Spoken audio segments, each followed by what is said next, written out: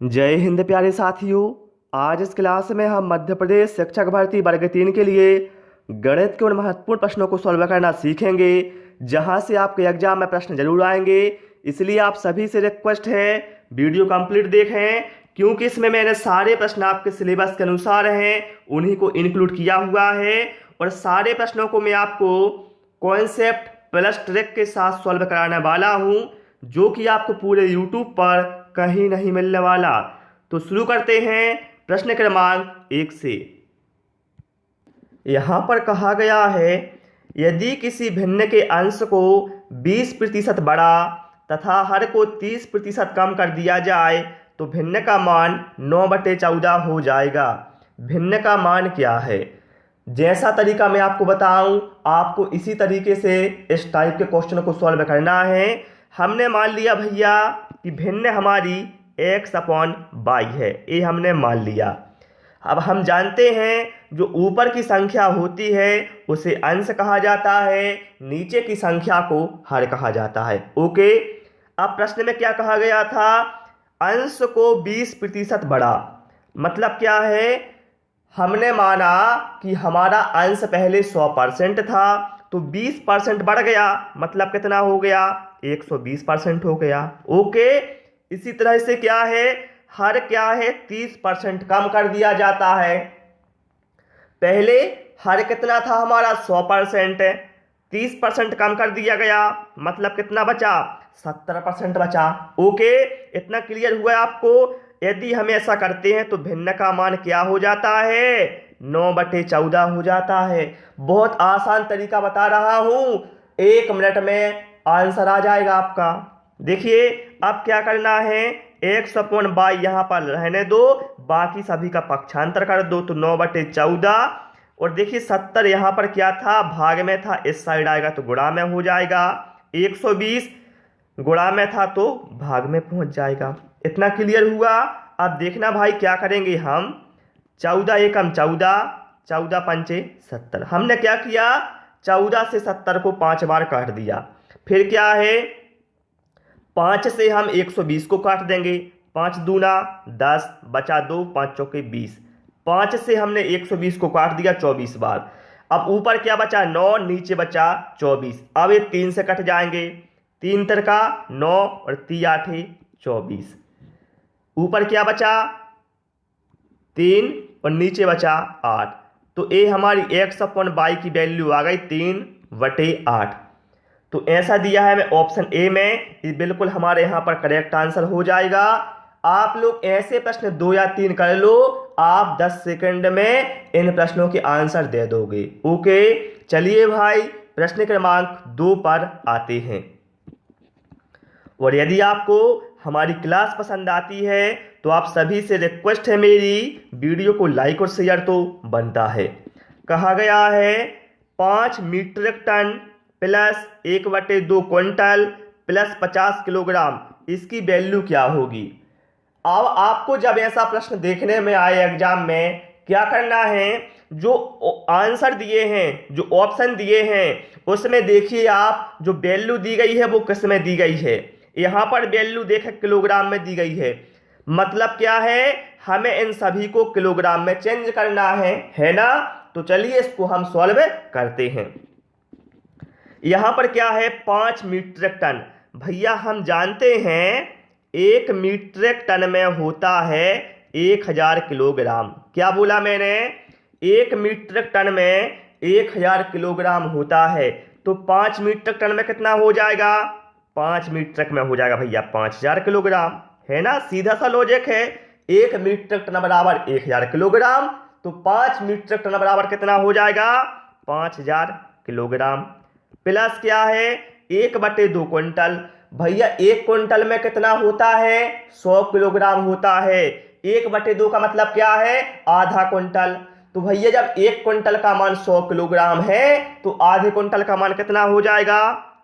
100 का आधा कितना हो गया? 50 किलोग्राम। हर जगह आप गुणा भाग मत किया करो, ये छोटी छोटी चीजें हैं, आप इन्हें सीधा ही कर दिया करो। फिर ये तो किलोग्राम में पहले से है तो हम किलोग्राम ज्यों का त्यों लिख देंगे। अब बस इनको जोड़ दो, 5000 धन 50 धन 50 कितना हो गया 5100 किलोग्राम। कितना आसान है ना। ऑप्शन बी यहाँ पर राइट आंसर हमारा हो जाएगा। बस आपको पता होना चाहिए कि 1 क्विंटल में कितने किलोग्राम होते हैं, 1 मीट्रिक टन में कितने किलोग्राम होते हैं, बस। ओके, चलिए प्रश्न क्रमांक 3 पर आते हैं। देखते हैं क्या कहा गया है। अब यहाँ पर देखिए इस प्रश्न को, बहुत ही शानदार प्रश्न है और ये सीटेट एग्जाम में आया हुआ प्रश्न है। यहाँ पर क्या है 3759 गुणित 9573 के गुणनफल में दहाई और इकाई का अंक का योगफल क्या होगा। देखिए प्रश्न में क्या है, दहाई और इकाई अंक का योगफल बताना है बस। तो भाई मेरे आपको क्या करना है, यहां पर क्या है जो इनका गुणा आएगा, ठीक है, उसके इकाई और दहाई अंक का योगफल बताना है क्या होगा। तो आपको ऐसे प्रश्न में पूरी संख्याओं का गुणा बिल्कुल नहीं करना, समय लग जाएगा और समय हमारे पास एग्जाम में कम रहता है। तो आपको क्या करना है, इसके 2 अंक और इसके 2 अंक लेने हैं बस। मतलब इसके ले लेंगे हम क्या 59 और इसका ले लेंगे 73, पीछे की 59 गुणित 73 गुणा कर दो, क्या होगा। देखिए पहले हम 3 का गुणा करेंगे 9 में, 9 3 27, 27 का 7 आया 2, 9 पौने 3 5 15, 15 और 2 17, 17 का 7, बस 2 अंक तक ही गुणा करना है।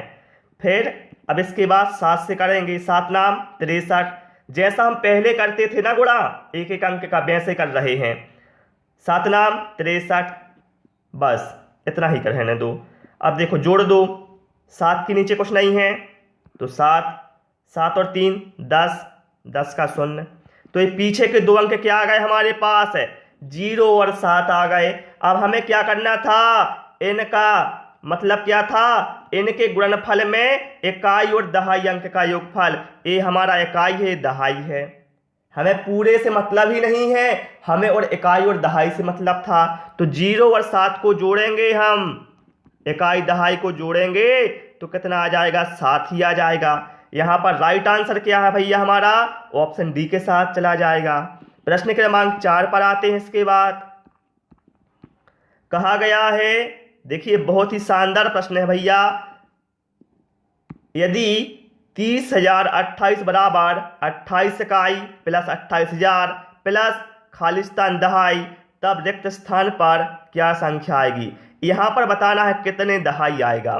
तो चलिए इसको हम सॉल्व करना सीखते हैं। कैसे करना है सॉल्व, देखो सबसे पहले हमें क्या लिखना है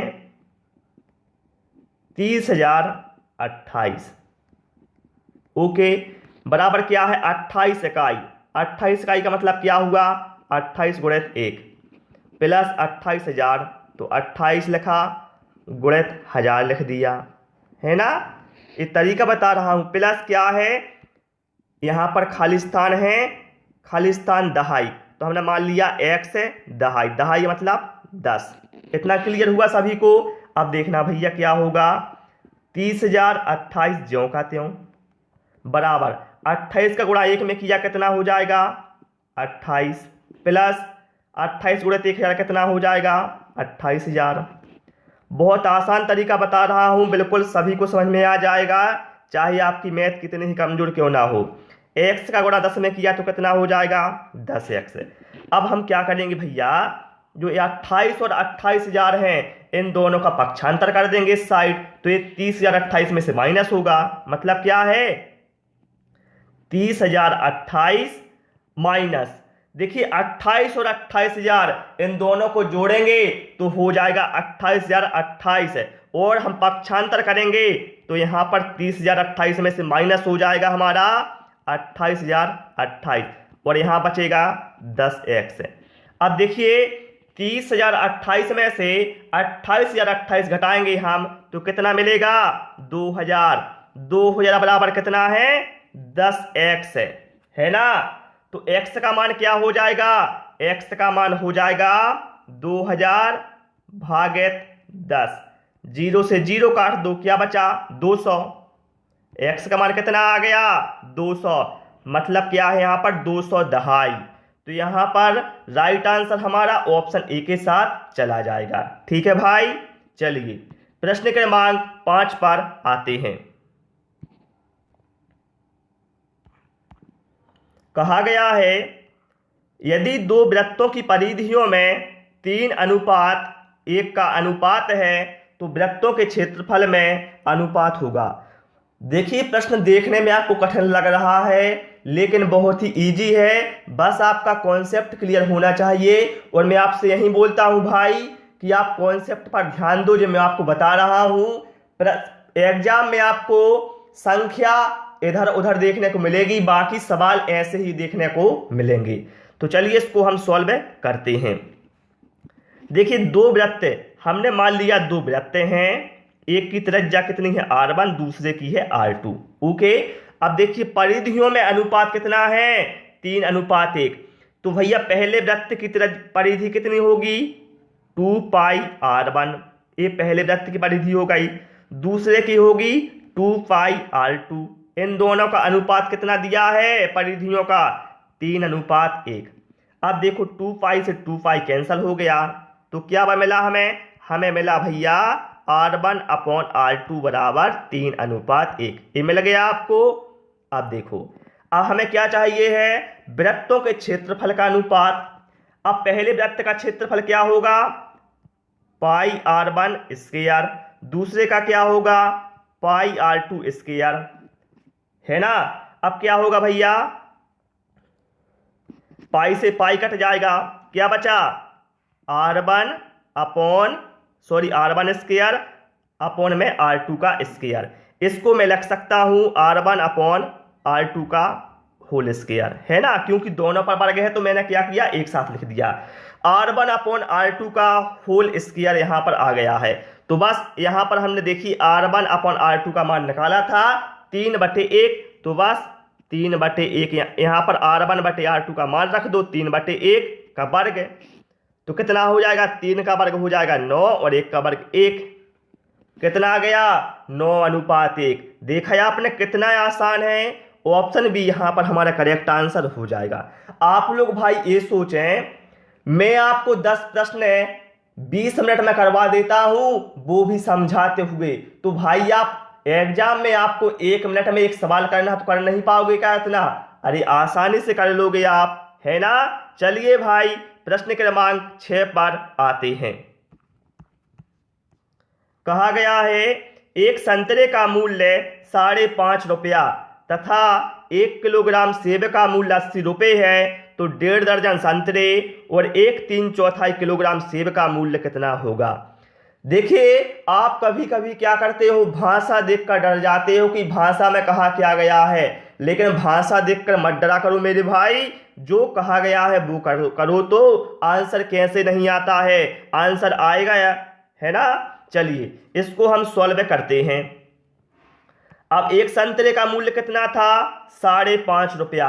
5.5 रुपया का मतलब क्या है 5.5 का मतलब क्या है 11 का आधा, 11/2 एक संतरे की कीमत है ना, ये समझ लो।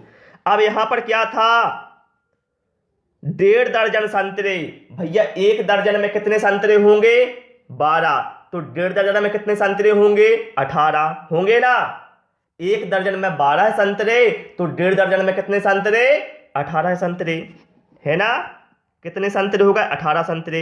और एक संतरे की कीमत कितनी है 5.5 रुपये, मतलब 5.5 को लिख सकते हैं हम 11/2, तो 18 संतरों की कीमत कितनी हो जाएगी, हम 18 का गुणा कर देंगे 11/2 में, तो 2 एकम 2, 2 इनाम 18, 11 इनाम 99। ये 99 क्या है, ये 1.5 दर्जन संतरों की कीमत हमारे पास आ गई 99 रुपये होगी। अब हमें क्या चाहिए भैया 1 और 3/4 किलोग्राम सेब का मूल्य कितना होगा भैया। देखो एक यहां पर कहा गया 1 और 3/4 सेब, तो मतलब 1 सही 3/4 इसका ये मतलब हुआ, है ना। तो इसको हम करेंगे मिश्र भिन्न में चेंज, कैसे करेंगे देखिए, सॉरी इसको हम विषम भिन्न में चेंज करेंगे। 4 एकम 4, 4 और 3 कितना हो गया 7, 7/4 लिख सकते हैं हम एक सही 3/4 की जगह पर। अब देखिए भैया 7/4 किलोग्राम सेब की कीमत क्या है। तो देखिए 1 किलोग्राम सेब का मूल्य 80 रुपये है, तो 7/4 किलोग्राम सेब की कीमत क्या होगी, हम इसमें 80 का गुणा कर देंगे। क्या मिलेगा, तो 4 एकम 4, 4 बीसम 80, क्या मिला 20 × 7 बराबर कितना हो गया, 20 × 7 हो जाएगा हमारा 140। अब दोनों को जोड़ दो, 99 और 140 कितना हो जाएगा, 239। तो यहां पर राइट आंसर हमारा ऑप्शन सी के साथ चला जाएगा। ओके, चलिए प्रश्न क्रमांक 7 पर आते हैं। क्या कहा गया है, देखिए बहुत ही अच्छा क्वेश्चन है। 1 टन के बर्तन में 20 लीटर पेट्रोल है, रिसावे के कारण 3 लीटर पेट्रोल की हानि हुई, टन के बर्तन में कितना प्रतिशत पेट्रोल रह गया है। प्रश्न ध्यान से समझा करो, यहां पर एक कहा गया है कितना प्रतिशत पेट्रोल अभी रह गया है टन के बर्तन में। तो देखिए भाई पहले पेट्रोल कितना था भैया, पहले पेट्रोल था हमारा 20 लीटर, जिसमें से 3 लीटर क्या है रिसाव हो गया, तो बचा कितना 17 लीटर बचा। तो ये हमें परसेंट में निकालना है कितना परसेंट बचा है। तो हम क्या करेंगे, जितना पेट्रोल बचा है पहले वो लिखेंगे, कितना बचा 17 है, और पहले कितना था, पहले था 20, और इंटू यहाँ पर 100 कर देंगे तो परसेंट निकल कर आ जाएगा। बहुत ही आसान है, 20 पंचे 100 है ना, 17 पौने 85। देखा है आपने कितना आसान प्रश्न था। ऑप्शन डी यहाँ पर हमारा करेक्ट आंसर हो जाएगा। चलिए भाई प्रश्न क्रमांक 8 पर आते हैं। हरीश ने 18:40 बजे अपनी यात्रा शुरू की और 22:20 बजे समाप्त की। यात्रा पूरी करने में लिया गया समय क्या है। और देखिए आप यह जो प्रश्न है वह सीटेट दिसंबर 2018 में आया हुआ है। आप लोग बोलते हो लेवल बढ़ाओ लेवल बढ़ाओ, भैया प्राइमरी लेवल में ऐसे ही प्रश्न आपके एग्जाम में आएंगे, ठीक है। ज्यादा झंझट में मत पड़ना, आपको सिलेबस के अनुसार ही आपको पढ़ाई करना है। सारे प्रश्न आपको वहीं से एग्जाम में देखने को मिल जाएंगे। आप कोई एसएससी क्रैक नहीं कर रहे हो कि ज्यादा लेवल लो, है ना। चलिए तो इसको सॉल्व कैसे करेंगे वो हम देख लेते हैं, और इसका रीजन क्या था इस सवाल का जो ये पूछा गया वो भी मैं आपको बताऊंगा। ऐसे में आपको क्या करना होता है, इन दोनों के बीच का अंतर निकालना होता है, तो चल जाएगा पता आपको कितना समय लगे। देखिए यदि मतलब क्या है, यहां पर आपको 22 घंटे 20 मिनट में से 18 घंटे 40 मिनट घटाना है, तो आपको चल जाएगा पता कि कितना समय लगा यात्रा में। अब यहां पर क्या है, देखिए यहां पर 20 मिनट, यहां पर 40 मिनट, 20 में से 40 घटाने में लड़के क्या है गलती कर देते हैं। वो क्या करते हैं, यहां पर 2 का 12 माना, 12 में से 4 गया तो 80 मिनट यहां पर लिख देंगे कि 4 घंटे 80 मिनट या कुछ भी। तो ऐसे में क्या है गलत हो जाएगा। तो चलिए कैसे करना है इसको सॉल्व, सबसे आसान भाषा में आपको मैं बताता हूं। सबसे पहले क्या है, देखिए भैया यहां पर क्या है 22 घंटे 20 मिनट में से हमें घटाना है 18 घंटे 40 मिनट। अब देखिए यहां पर 20 मिनट, यहां पर 40 मिनट, ये छोटा है ये बड़ा है, छोटे में से बड़े। तो क्या करना है आपको, जो ऊपर वाली संख्या है इसमें आपको एक चेंजेस करना है। क्या करना है, देखिए 22 घंटे 20 मिनट, इसको मैं लिख सकता हूं 21 घंटे प्लस 1 प्लस 20 मिनट। क्या बोला मैंने, 21 घंटे प्लस 1 घंटे प्लस 20 मिनट, यही बात हो गई ना। अब क्या करूंगा मैं, 21 ज्यों का त्यों, जो 1 घंटा है इसको मैं 60 मिनट में चेंज कर दूंगा, और प्लस 20 मिनट ज्यों का त्यों। तो क्या हो जाएगा हमारा 21 घंटे 80 मिनट हो जाएगा, क्योंकि 60 और 20 कितना हो जाएगा 80 मिनट। आपको ऐसा ही करना है, जब आपको छोटे में से केवल समय वाली कंडीशन बता रहा हूं, जब आपको ऐसा प्रश्न आए और आपको छोटी संख्या में से बड़ी संख्या घटाना है, तो आपको घंटे को मिनट में चेंज कर लेना है। तो मैं क्या करूंगा, 22 घंटे 20 मिनट की जगह पर लिखूंगा 21 घंटे 80 मिनट, एक ही बात है, बस मैंने 1 घंटा वहां से लेकर यहां पर मिनट में चेंज कर दिया है। और ऐसा यदि आप कर लेंगे तो आपको बिल्कुल कोई परेशानी नहीं होगी सवाल को हल करने में। क्या लिख सकता हूं मैं? 21 घंटे 80 मिनट है, और इसमें से घटाना है मेरे को 18 घंटे 40 मिनट। अब देखिए कितना आसान हो गया, 0 में से 0 गया 0, 8 में से 4 गया, कितना बचा? 4 ही बचेगा, है ना। फिर क्या है, सॉरी, हाँ हाँ बिल्कुल सही है ना, क्या है 18 40, हाँ सही था। फिर क्या है, यहां पर 21 में से 18 जाएगा तो क्या बचेगा? 3, मतलब क्या है 3 घंटे 40 मिनट का समय लगेगा। कितना लगेगा? 3 घंटे 40 मिनट का समय लगेगा। ठीक है भाई, तो यहां पर राइट आंसर हमारा ऑप्शन ए के साथ चला जाएगा। ठीक, चलिए प्रश्न क्रमांक 9 पर आते हैं, देखते हैं क्या कहा गया है। निम्नलिखित में से किन अक्षरों में क्षैतिज और ऊर्ध्वाधर सममिति रेखाएं दोनों हैं? देखिए ये प्रश्न आया सीटेट जुलाई 2019 में, मतलब बहुत ही शानदार प्रश्न है।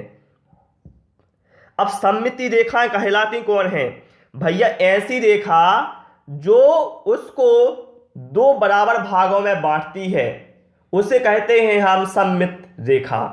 मतलब क्या है, देखिए यहां पर हमारा करेक्ट आंसर x होगा। क्यों होगा? जो हमें ऑप्शन ए में दिया है। यदि मैं यहां पर x लिखता हूं, ध्यान से देखना, यदि मैं यहां पर x लिखता हूं और पहले मैं इसको एक रेखा द्वारा बांटता हूं, जैसे नीली रेखा मैंने बांट दिया, तो आप देख रहे हैं जो x है ये ऊपर वाला भाग और नीचे वाला भाग, ये क्या है? दोनों बराबर भाग है ना। तो मतलब क्या है, यह क्षैतिज अक्ष में सममित है। इसी तरह से यदि मैं x को सीधी रेखा के द्वारा बांटता हूं तो भी क्या होगा? ए वाला भाग और ए वाला भाग बराबर होगा।